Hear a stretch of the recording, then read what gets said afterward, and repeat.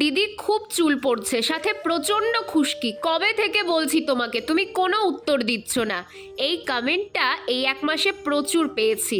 তোমরা অনেকেই জানো আমার পক্স বেরিয়েছিল, তাই সারা মুখে দাগ হয়ে গেছে।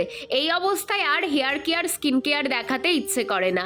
যাই হোক, শীত পড়তে না পড়তেই আমিও প্রচন্ড খুশকির সমস্যায় ভুগছি।